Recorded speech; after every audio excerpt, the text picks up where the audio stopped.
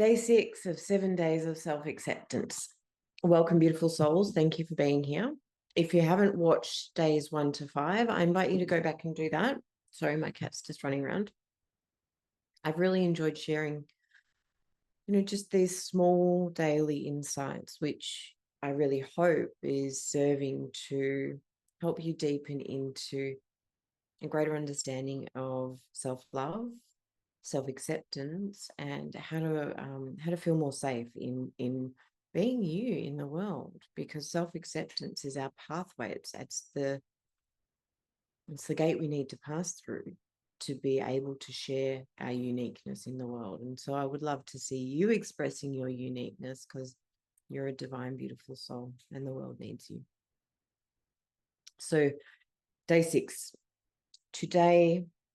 So I haven't been planning these videos, but I did have a loose outline. And today I was going to talk a little bit about inner child, but I think that might be a step too far. So what I'm going to invite you to bring up today, it does relate a little bit to inner child stuff, but it's more about finding safety.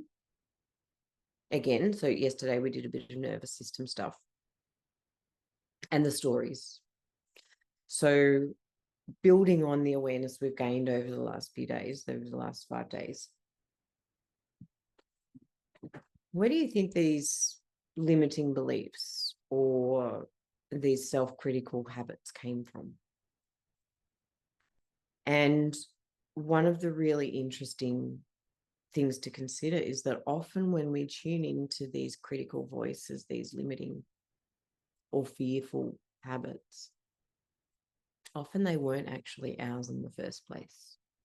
When we're young, when we're children, for the first 7 years of our lives, we are in a brainwave state called theta, which is essentially hypnotic. And so our capacity to discern and process how we are affected by certain things, we don't have a great capacity for rational and reasoning, so whereas these days, if somebody said something to me, I'm quite capable of saying, oh, they said this, they might have said something critical, but it doesn't mean anything. I'm not going to take it on board. Whereas when we're young, when we're a child, we don't have that filter. And so everything is then put into our subconscious and formulates these patterns of behavior and habits of thought that we carry with us for the rest of our lives, unless we do this work, unless we do what we're doing now, which, give yourself, acknowledge yourself for being on this path and for being on this journey. So this week, again, I haven't got any kind of little practice for you so much as just an invitation to perhaps reflect more deeply on where these patterns have arisen from, and I tend to avoid using the term trauma. Trauma is less about the event that happened and more about how we have processed it and embedded it into our mind, body, spirit experience and the perceptive filter. But our consistent habits of thought and our subconscious beliefs are formed through experiences, be they overtly, big T or little t, overtly traumatic or just slightly effective. They've affected us in a certain way as a child. They will generally relate to an element of safety, and this is where they embed into the nervous system. So something happens when we're a child, and in order to protect ourselves from, maybe it was hurtful, and so to protect ourselves from feeling hurt, we decide that we're not going to express ourselves because maybe somebody laughed at us, little things like that. So this is kind of it's a process. So we've gone through creating an awareness around what does the voice sound like, what are the words, what are the things that come up.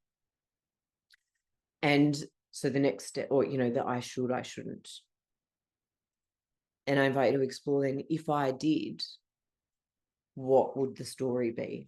what is the danger of me doing this? What is it that comes up? If I if I if I go on YouTube and start creating videos, what am I afraid of? What's the fear or the anxiety around that? Am I afraid of people disagreeing with me? Maybe somebody will comment nasty things. Maybe whatever the plethora of things that might be embedded in us, and then I invite you to take whatever that is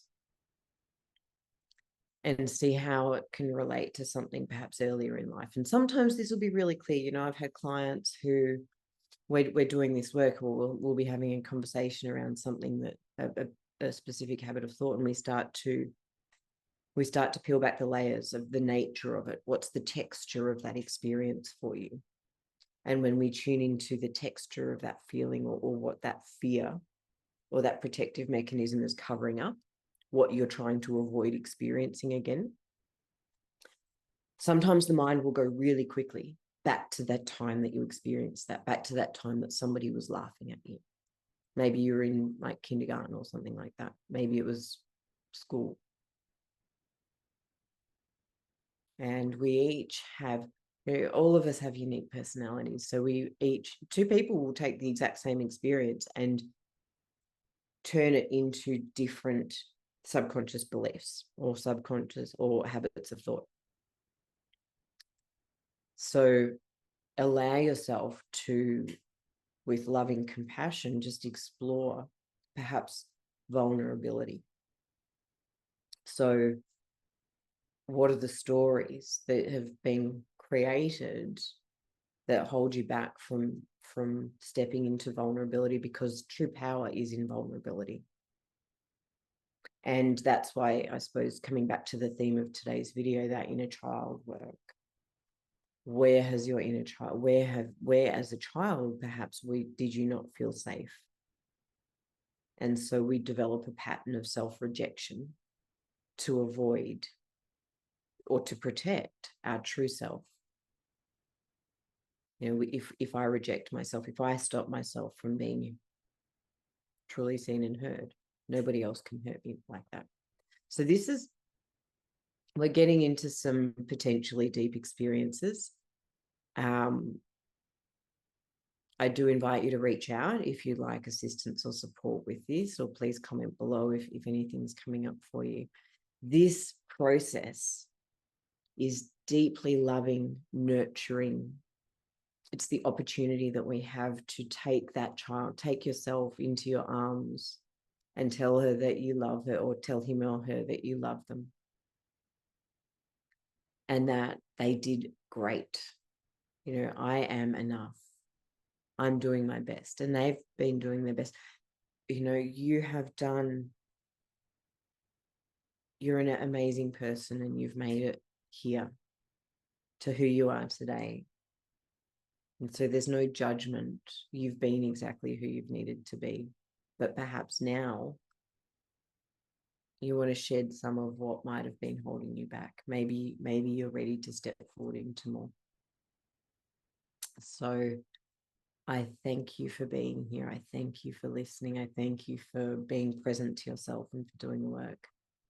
And I would love to see you again tomorrow for day 7, our final day of 7 days of self-acceptance. So much love. Bye.